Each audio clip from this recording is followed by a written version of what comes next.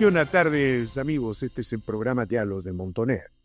Bueno, queremos seguir analizando la espectacular operación militar de los Estados Unidos que permitió la captura de Nicolás Maduro, que permitió el descabezamiento de una de las dictaduras que ha causado una de las tragedias humanitarias sin antecedentes en América Latina.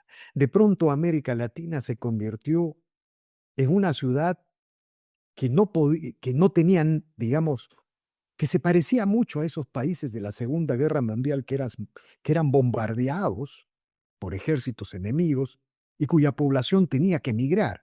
De 30 millones de venezolanos, alrededor de 10 millones tuvieron que irse por el hambre, la miseria, por la persecución política. Pero lo más grave de todo es que este pueblo era uno de los más ricos, uno de los más prósperos de la región antes de la llegada del Chaví.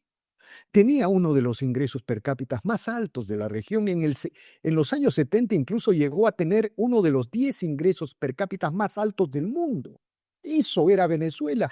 Y los latinoamericanos querían emigrar a Venezuela, porque Venezuela era una sociedad absolutamente próspera, porque Venezuela tiene las mayores reservas de petróleo pesado en el planeta. Sin embargo, esta oligarquía que llegó al poder se dedicó a una de las expropiaciones más impresionantes, más aterradoras conocidas en la modernidad. Y el 90% de esa población que antes era primera en América Latina se empobreció. Se empobreció. Bueno, eso es como la base de cualquier análisis para Venezuela, pero hoy nos interesa desarrollar una noticia. El gobierno cubano ha señalado que de las 40 bajas que hubo en la operación militar para la captura de Maduro, 32 pertenecen o tienen ciudadanía venezolana. ¿Qué revela esto? Bueno, es una confirmación incuestionable de la permanente injerencia que ha desarrollado la inteligencia cubana en los países de América Latina. Lo mismo sucedió cuando se produjo la muerte de Salvador Allende en Chile. Es una confirmación. El gobierno cubano ha confirmado con minúsculas y mayúsculas, con todas las reglas gramaticales, que interviene abiertamente en los países de América Latina. ¿Qué significa esto para la transición? ¿Qué significa que la captura de Maduro, su anillo de seguridad organizado y controlado por la inteligencia cubana, haya sido, digamos, el principal objetivo del gobierno de los Estados Unidos? ¿Y qué significa que otros sectores de las Fuerzas Armadas no hayan sido, no hayan sido parte de la estrategia?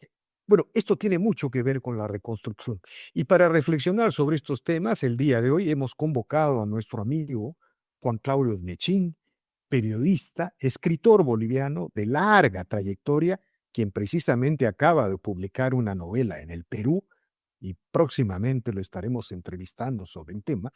Él ha tenido la gentileza de interrumpir sus vacaciones y responder a esta convocatoria de diálogo. Buenas tardes, Juan Claudio, gracias por la conversación. Muchísimas gracias a ti, Víctor. Feliz año para ti y todos los que te siguen, los muchos que te siguen. Gracias, Juan Claudio. 32 cubanos fueron considerados como bajas en el operativo militar de los Estados Unidos. Si no me equivoco, hubo alrededor de 40 bajas. ¿Qué significa esto, Juan Claudio?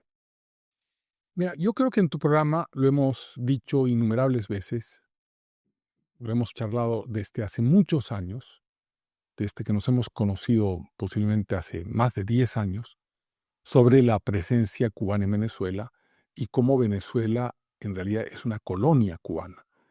La gente no estudia, la gente no sigue la prensa. En general, la noticia de prensa, podría yo decir a estas alturas de mi vida, que no constituye más del 20%, 30% de la noticia real. Hay que indagar en los sectores de inteligencia, hay que inferir, hay que buscar modus operandi como para poder ver un poco más de lo que de verdad está sucediendo. Y la gente que sigue a Cuba desde hace muchos años eh, lo sabe.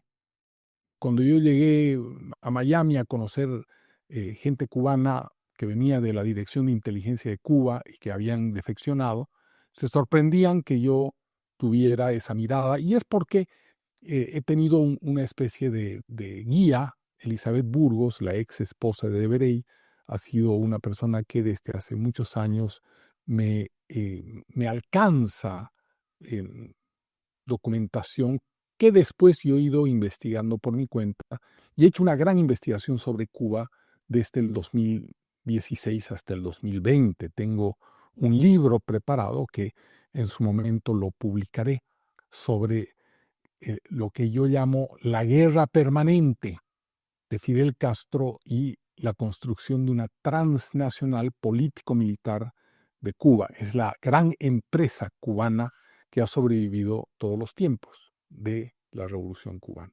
Entonces, de tal manera que esto no es nuevo en realidad para la gran noticia del mundo. Los medios de comunicación nunca se han dedicado a Cuba. Permíteme un agregado ahí para que continúe. Es la primera vez, creo, que el gobierno cubano, el propio Díaz-Canel, reconoce 32 bajas. Lo dice públicamente, ¿o no? Sí, ¿O sí, me la equivoco? verdad que sí, no, totalmente. Lo dicen dos twitters o publicaciones de Facebook. Eh, me extraña a mí profundamente que haya el reconocimiento público de repente porque em, tienen que, tienen algo preparado, porque los castristas nunca revelan sus operaciones, siempre se mantienen en la sombra. Fidel Castro ya estaba en el narcotráfico en los años 60, lo hemos dicho en tu programa, con pruebas, con denuncias, ya estaba en los años 80 con Pablo Emilio Escobar. Fidel Castro le entregó los radares soviéticos para detectar lanchas norteamericanas y que pudieran pasar el narcotráfico. Pero en el caso del cartel de los soles, para aterrizar en lo que está sucediendo ahora, es muchísimo más grande. eh, Entre narcotráfico, oro y petróleo y gas, el régimen venezolano, según una última información, eh, ha- se ha apoderado de 2.3 trillones, trillones no en castellano, sino trillones en inglés, que son millones de billones, ¿no? Que es una cifra ya pues, inimaginable, digamos, ¿no? Y con eso han penetrado incluso al gobierno norteamericano. Cada vez va siendo más claro que fueron escamoteadas las elecciones donde Trump perdió en el 2018 y que tenía razón Trump en su queja de que habían sido escamoteadas esas elecciones. Todo eso viene del control cubano de Venezuela para aterrizar en esto que estamos hablando. De tal manera que Maduro tenga un anillo o varios anillos de seguridad cubanos es exactamente lo que tenía Chávez. Chávez ya tenía no solamente los anillos de seguridad, sino cocineros, los conductores, los médicos. Chávez no se trató nunca en Venezuela problemas médicos. Iba a La Habana, que es donde lo mataron. Lo terminaron matando Esa es la tesis que alguna vez te escuché. claro, para colocar al que sí es un agente formado por ellos desde el año 1984, que es Nicolás Maduro. Nicolás Maduro en el año 1984 llega a La Habana y entra a la universidad, lo que se llama la Escuela de Formación de Cuadros del Partido Comunista de Cuba, que se llama Nico López, desde el 84 al 86. O sea, no fue alguien que fue un veranillo, digamos, a hacer una formación. Fue alguien que estuvo 2 años en la Escuela de Formación Ideológica, Política. Y un poco haciendo una pequeña digresión para establecer un arco de tiempo. Bueno, esto confirmaría también que en el caso de Allende, cuando se produce su muerte, ¿no? Frente a la Corte Suprema declara inconstitucional al gobierno Allende, hay un pronunciamiento institucional militar, se produce su muerte en el Palacio de la Moneda. Siempre se sostenía, se ha sostenido de que hubo una guardia, un anillo de seguridad cubano en ahí, en el caso de Allende. Sí. En el caso de Allende, lo que tenía era el GAP, Grupo de Amigos Personales, GAP, Y el grupo de amigos personales, que era su guardia de seguridad, no eran cubanos propiamente, sino eran formados por los cubanos. Era gente del MIR y del Partido Socialista. Ahora, nada nos dice que pueda haber altamente la tesis y la probabilidad de que lo hayan ejecutado ellos, porque ellos obedecían directamente las órdenes de Cuba, no obedecían las órdenes de Allende. Allende era un hombre profundamente infiltrado por Fidel Castro, tanto que el jefe de centro, el jefe se llama en el argot, en el argot de inteligencia se llama jefe de centro al jefe de inteligencia, ¿no? El jefe de inteligencia de la embajada cubana en Santiago era Rodríguez Oña, que se casa con la hija de Allende. Se divorcia en Cuba, el Partido Comunista le permite el divorcio en Cuba, se lo da inmediatamente, y se casa con la hija de Allende. Entonces, fíjate Allende rodeado en la mesa de almuerzo y cena con su hija y su cuñado y su, ¿cómo se llama? Tu yerno. Su yerno, jefe de inteligencia cubano. El chofer, un tipo formado por el Partido Comunista de Cuba. El GAP, formado por los cubanos.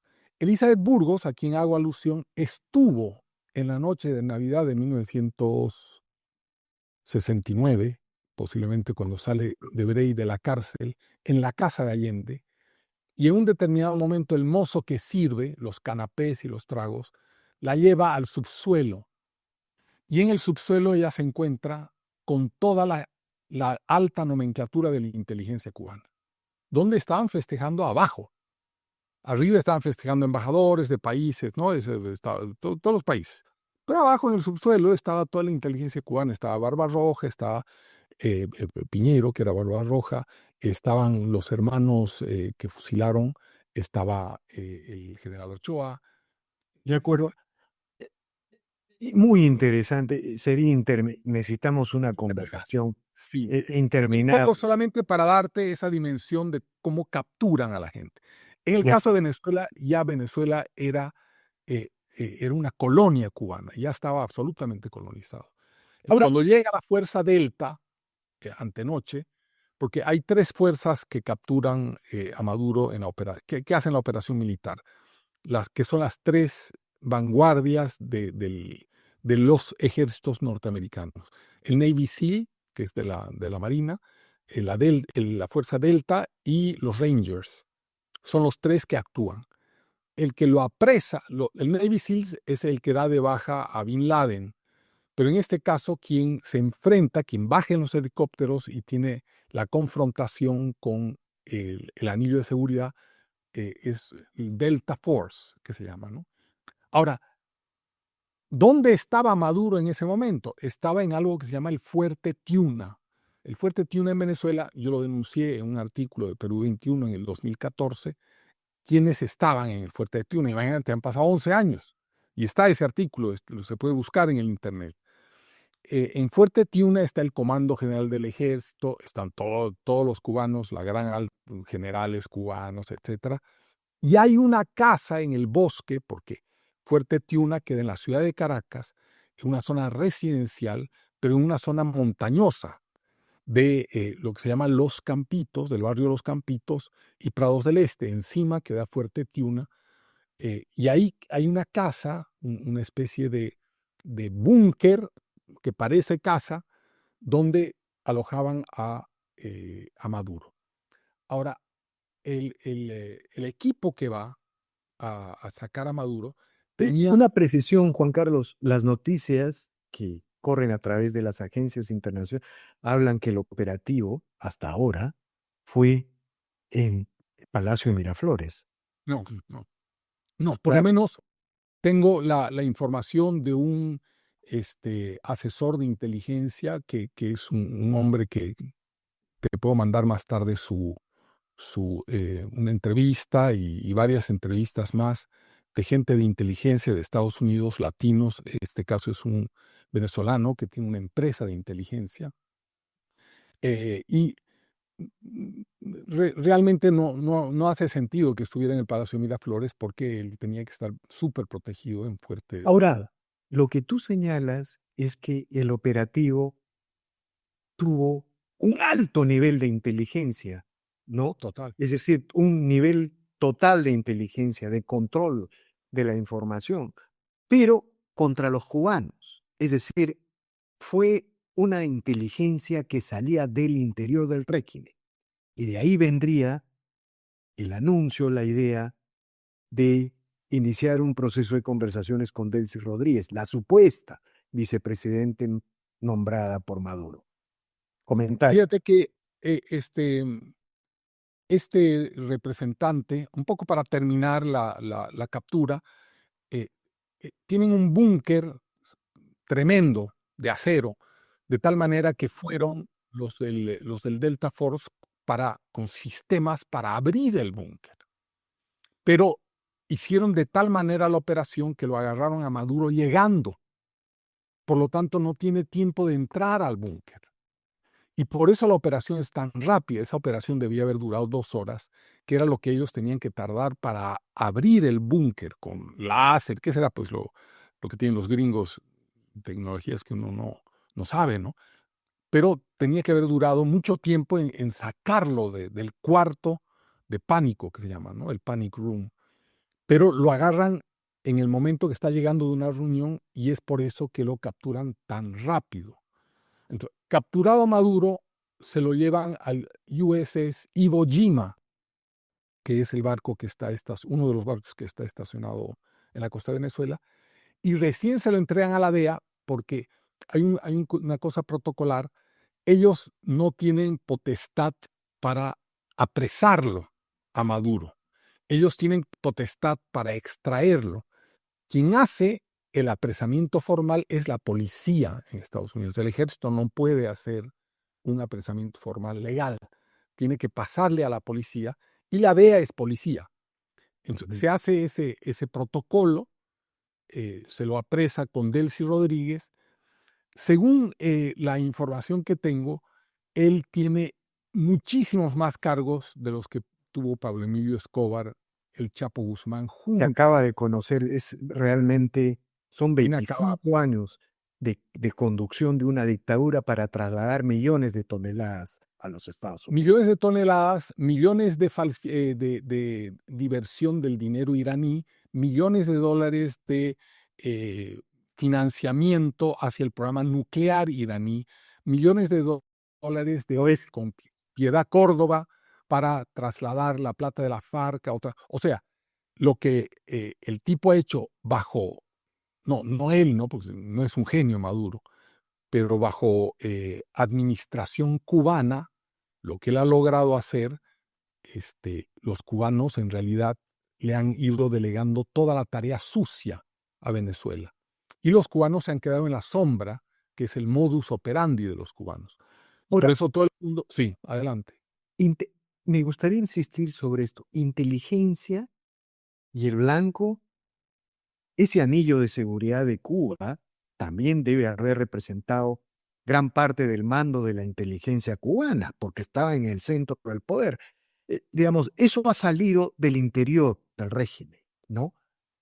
Algunos dicen que la conversación con Delcy Rodríguez y la búsqueda de acuerdos con parte del mando para evitar que la Fuerza Armada no se desintegre y se desate una anarquía general, ¿no?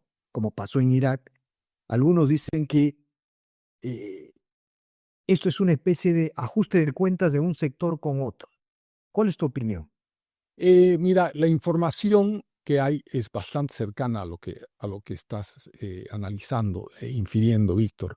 Tú siempre tienes una mirada bastante sensata, realista de las cosas.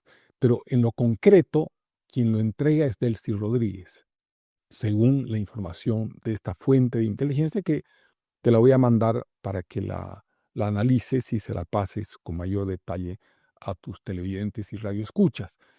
Es Delcy Rodríguez quien hace el trámite de denunciar a Maduro. O sea, es ella y su hermano, que son unos forajidos, unos fascinerosos, unos psicópatas, pero han visto con tantos meses que Trump le está dando la oportunidad a Maduro de irse. Le ha dado la oportunidad a Maduro varias veces para irse. Y parece que Delcy Rodríguez es la que toma esa oportunidad, hace la denuncia, parece el Ahora, soplón al interior. sobre estos hechos que, digamos, uno se aproxima con información, con datos, con rumores, pero también hay algo de especulación. ¿Cuál es tu idea? ¿Qué va a pasar en Venezuela con respecto a la transición? ¿No? Diosdado Cabello es un actor que está guardando un silencio significativo. ¿Qué es lo que va a suceder? Y por otro lado, es evidente que en esta etapa no se le puede, digamos, la idea de un gobierno de Edmundo González o Corina Machado aparece como inviable porque, digamos, ¿cómo se desarma esas Fuerzas Armadas? Las miles de milicias armadas que existen. Cometer un error en esto sería organizar una especie de guerra civil, de resistencia de algunos sectores que favorecerían la estrategia cubana. A lo mejor eso es lo que quiere Cuba. Sí, mira, yo creo que cada unidad, tanto la occidental, la nuestra, como la del enemigo, aprende de la experiencia, ¿verdad?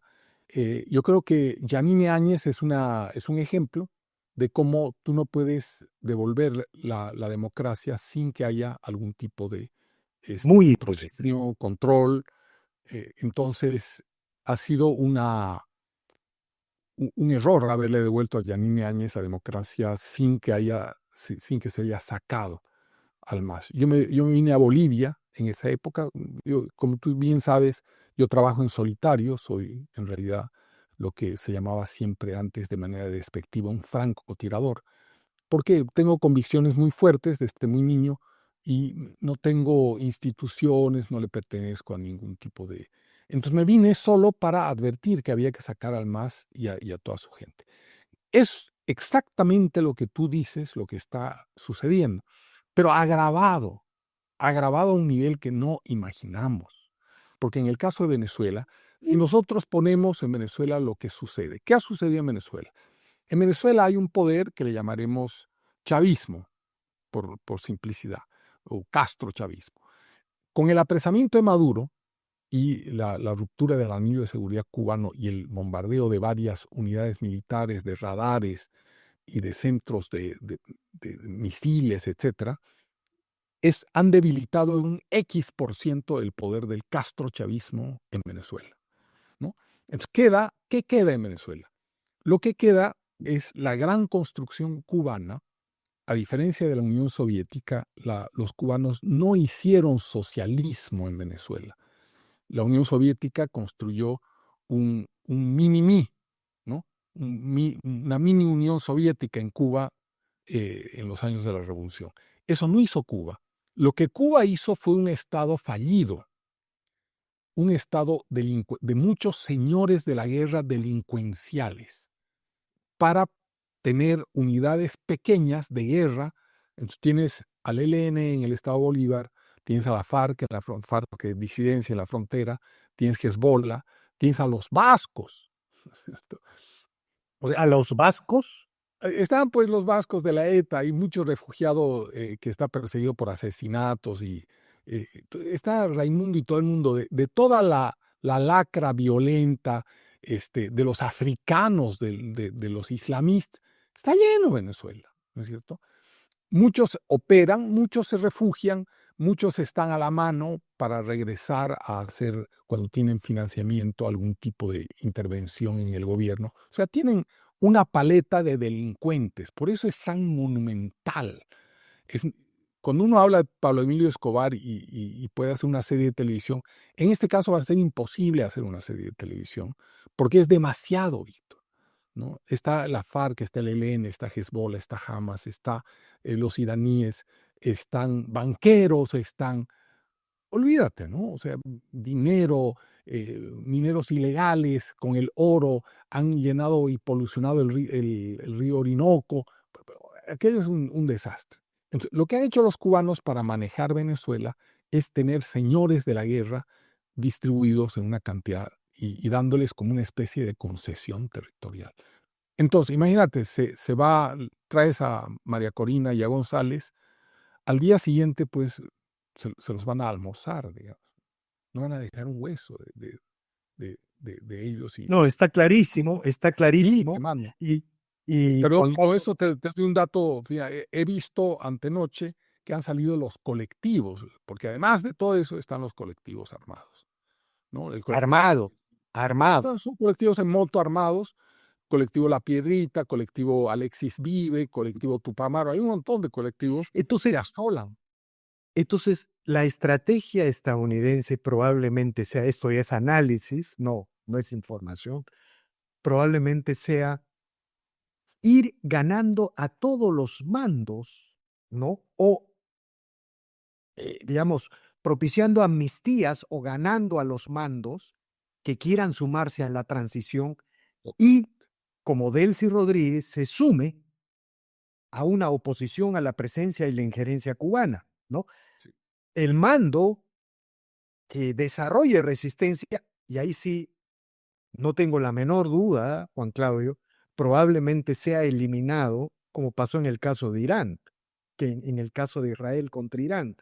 Estados Unidos tiene la capacidad de eliminar a toda la élite militar venezolana en un solo acto, en un solo strike, como se dice, por el nivel de inteligencia y la tecnología que combina, pero no lo va a hacer porque quiere una transición ordenada, no quiere la anarquía del poder. Algo de eso puede ser una conclusión. Total. Mira, totalmente, porque mira, el ejército venezolano es un ejército absolutamente incapaz. Es solamente un ejército de delincuentes que pueden asolar a gente desarmada, a gente pobre, a gente desmoralizada. Pero no es un ejército, por eso los cubanos van al frente. No es un ejército el venezolano que tenga la capacidad de enfrentar a los norteamericanos.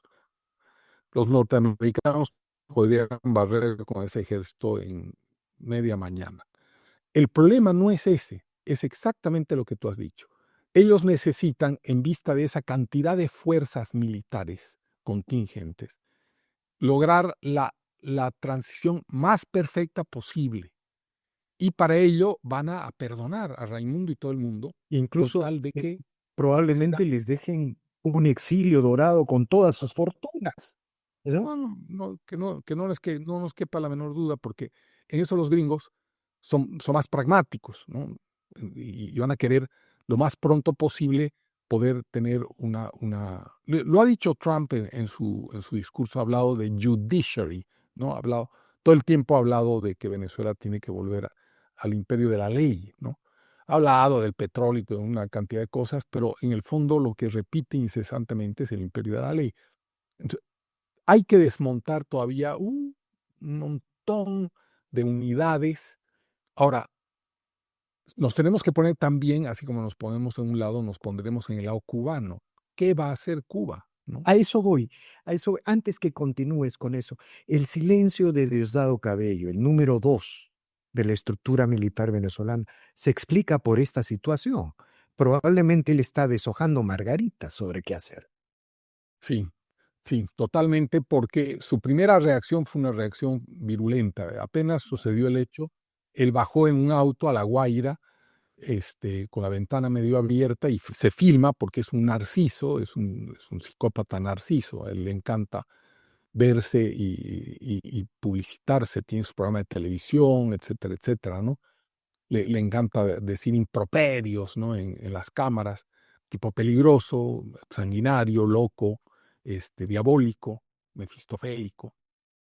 Pero en el fondo, como todo delincuente, aumenta su maldad en la medida en que hay impunidad.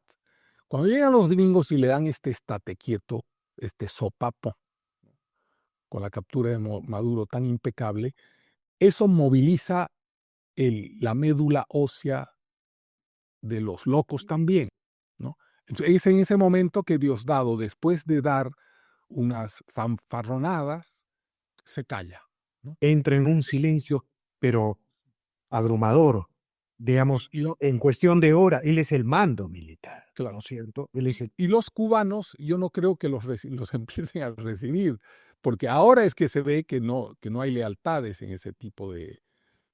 Ahora, pregunta sobre los cubanos, Juan Claudio. Cuba se queda sin petróleo. probablemente va a recibir solo el petróleo que le envía a México, pero, digamos, se va a quedar sin la mitad de su abastecimiento, una sociedad que está colapsada, ¿no es cierto? Eso es uno. Pa- Segundo lugar, colapsada para el pueblo, ¿no? Sí, en segundo claro, lugar, perdón, te he interrumpido. Sí, sí. disculpe. Y segundo lugar, no sería nada extraño que Maduro empiece a hablar y se vincule directamente con el mando cubano. ¿Qué puede pasar con respecto a la ISIS? Ya, sí, Maduro va a dar datos que no se saben, ¿no? Hay una persona que de apellido Salazar, que era un teniente que ha dado la mayor cantidad de información, porque era un teniente que estaba de mozo, de mayordomo en Palacio, desde Chávez hasta Maduro, y ha presenciado, calladito, calladito, no se ha inmiscuido en ningún acto de corrupción, pudiendo haberlo hecho, pero ha presenciado toda la maldad maquiavélica de esta gente en todos estos años. Y después un buen día ha defeccionado a los Estados Unidos y les ha dado una cantidad de información escalofriante. O sea, la que le va a dar Maduro va a agregar a a lo de Cuba. O sea, ¿tú crees que en esta situación entre Cuba como una ecuación? Sí, sí, yo pienso que esto no para, porque ya la Sheinbaum tiene que saber que la caída de Maduro es una caída vertebral, no es una caída eh, a- secundaria, es la caída de un centro. Y ese centro ha financiado con plata del narcotráfico a través de empresarios a Petro, con plata del narcotráfico a López Obrador y con plata del narcotráfico a ella. O sea, todo esto es producto de esos 2.3 trillones de dólares con las que han controlado Smartmatic. Eh, por eso recuerdo, o sea, el nivel de delincuencia no lo ha alcanzado en la historia nadie que no haya alcanzado Cuba usando a Venezuela como su payaso, ¿no? Ahora, pregunta final, estimado Juan Claudio, brillante análisis desde el punto de vista del análisis de la inteligencia, ¿no? Digamos, el mundo moderno obliga a desarrollar esta expertise, esta área, ¿no? Este, eh, ¿Qué va a pasar con América Latina, con América Hispana, luego de que el centro del poder castrochavista ha sido quebrado, como tú dices, esta columna vertebral ha sido partida? Bueno, ya estamos viendo, ¿no?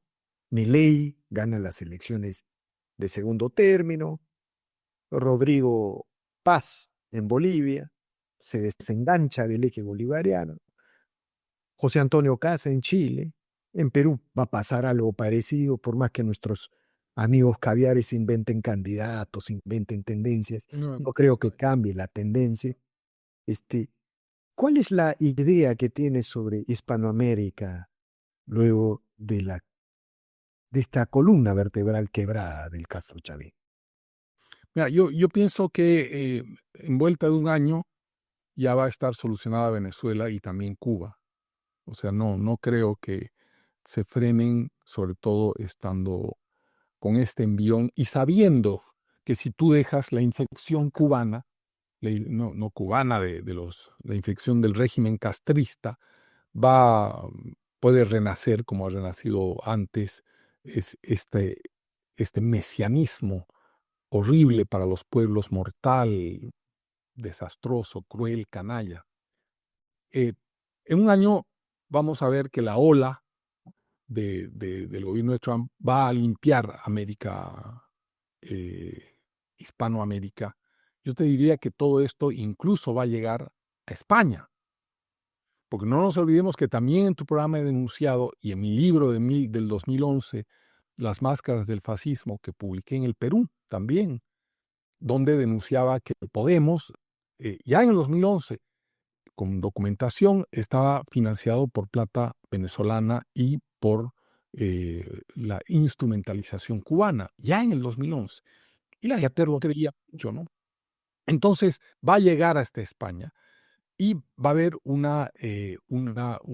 un periodo de prosperidad Ahora, occidental. una pregunta un poco para también agregarle realismo, ¿no?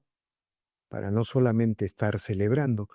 ¿Tú crees, Trump va mal en las encuestas en Estados Unidos, sobre todo por el tema económico, ¿no? Hay problemas ahí.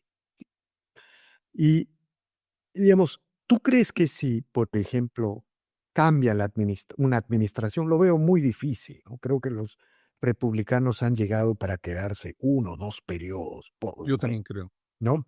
Yo Este, también creo. eh, pero si cambiara la administración, esta política ya es una política de Estado, del imperio de los Estados Unidos, que nadie se atrevería a cambiar, creo yo. No, no solamente que nadie se atreva a cambiar, sino que cuando hay ciclos, es bien difícil cambiarlas aunque quieras. Por ejemplo, Trump en los años, cuando estuvo en su gobierno anterior, el ciclo que los demócratas habían ayudado a crear con Chávez y los cubanos en América Latina, y puedo decir, después de que se van revelando cosas, que Venezuela y Cuba capturaron muchos políticos demócratas Ah, en sin lugar a Colombia, dudas. ¿no es cierto?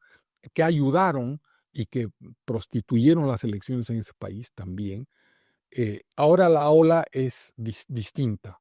Entonces, si mañana ganan los demócratas, no van a poder echar para atrás una serie de avances de la democracia, de la libertad, de la propiedad privada, de la legalidad en el mundo. Y Juan Claudio, para los antiimperialistas que suelen decir que esto está viniendo solo de Estados Unidos, bueno, hay que decirles que Javier Milei ganó las elecciones de medio término luego de ganar las elecciones de la presidencia.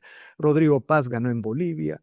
José Antonio Caz ha ganado en Chile. Los peruanos vamos a ganar aquí. Si hay elecciones en Colombia, ganarían la centro derecha. Si hay elecciones libres en Venezuela, ganaría la centro derecha. Es decir, esto también es producto de una movilización enorme, heroica de los hispanoamericanos y sobre todo, santo Dios, qué tragedia de ese pueblo venezolano, ¿no? Yo Sí. creo que ellos si saben reconstruir su país, van a ser No, un gigante en eh, Hispanoamérica. no va a ser un gigante Venezuela, va a ser primero porque este exilio doloroso, horrible, que le ha costado miles, si no millones de muertos, ¿no? Porque uno a veces se olvida que los 300.000 muertos por inseguridad ciudadana en Venezuela entre el 2015 y el 2022 eran una política de Estado para aplacar a la ciudadanía, ¿no? 30.000 muertos por año, promedio. Qué barbaridad. Entonces, tenemos una ola de subida donde los venezolanos que han sufrido tanto van a volver con una disposición a crear. Yo he vivido en una Venezuela durante muchísimos años, más relajada. El venezolano antes era más relajado, era un tipo eh, donde primaba todavía esa cosa tropical, del ocio creativo, de la broma, y sin haber perdido su sentido del humor, porque hasta ahora mantienen su sentido del humor, su ironía, su sonrisa. Son gente que en todas partes se ha levantado de la nada. En el Perú, conocido en Bolivia, en todas partes, gente que llegó con $10 al país y que ahora tienen su autito y que tienen ahora... No, sí, y nosotros lo vemos desde un punto de vista económico, antropológico. Cuánto dolor, cuánta lágrima, cuánto padre que se separó de su hijo y no lo volvió a ver, como en las Coreas, ¿no? En Corea del Norte y Corea del Sur, cuántos hermanos. Santo Dios.